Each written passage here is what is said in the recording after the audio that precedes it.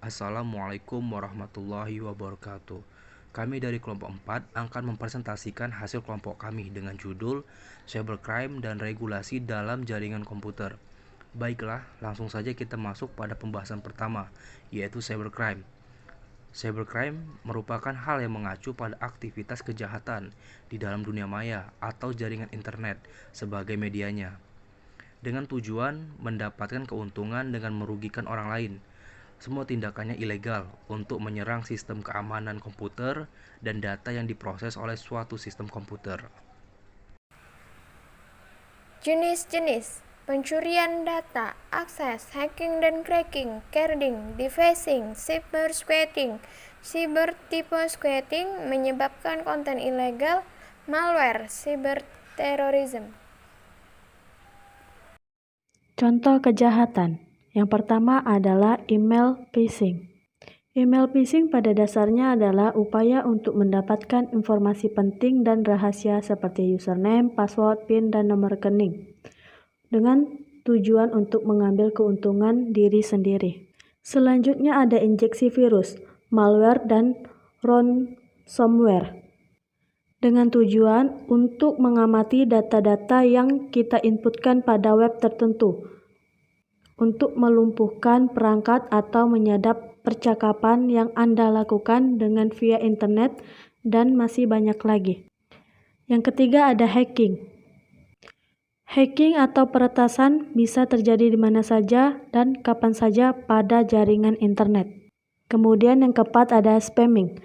Spamming merupakan salah satu tindakan yang cukup mengganggu, terutama apabila dilakukan dengan sengaja atau menyebarkan pesan yang tidak benar atau menyebarkan kebencian. Yang kelima ada DDoS attack. Merupakan serangan yang diarahkan kepada suatu komputer atau server dalam jaringan internet. Yang kemudian ada privacy. Merupakan pembajakan dari lagu, game, atau film, dan bahkan aplikasi dapat merugikan perusahaan atau pemilik sah dari konten tersebut. Yang ketujuh ada cyberbullying dan eksploitasi anak. Pada beberapa tahun belakangan ini, cyberbullying dan eksploitasi terutama pada anak dan wanita menjadi sorotan dari banyak pihak dan memiliki level keseriusan yang tinggi. Yang terakhir adalah pencurian identitas. Merupakan pencurian data diri untuk tindak kejahatan yang serius dan perlu diwaspadai. Baik, selanjutnya tujuan dan kerugian. Tujuan cybercrime tujuannya beragam, bisa sekedar iseng sampai kejahatan serius yang merugikan korbannya secara finansial. Kerugian cybercrime pertama, reputasi online bisa terancam. Yang kedua, kehilangan data penting. Yang ketiga, kerusakan software dan sistem komputer. Yang keempat, kehilangan sejumlah uang. Penyebab terjadinya cybercrime. Ada beberapa penyebab terjadinya cybercrime, diantaranya adalah yang pertama, akses internet yang tidak terbatas. Yang kedua, kelalaian pengguna komputer.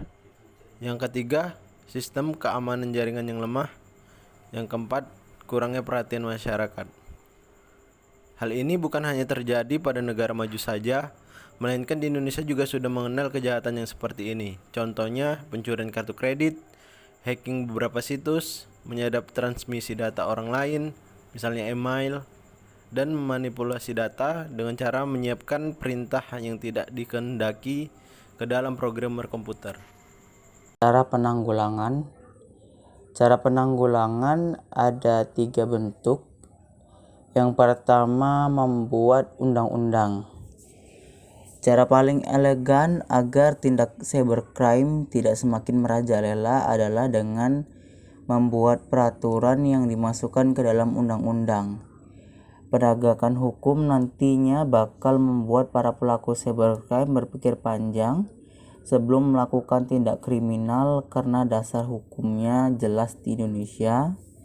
Yang kedua, membentuk lembaga penanganan khusus, yaitu dengan cara menangkal dan menyelidiki potensi yang terjadi tindak kejahatan di ranah digital Yang ketiga yaitu memperkuat sistem. Pengamanan sistem menjadi benteng pertama yang bisa kita andalkan untuk menghindari potensi cybercrime.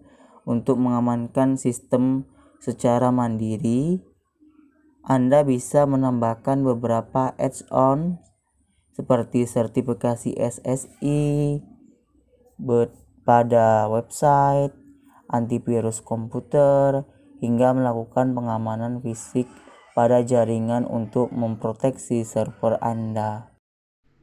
Baiklah, itu sajalah yang dapat kami sampaikan dalam presentasi kali ini.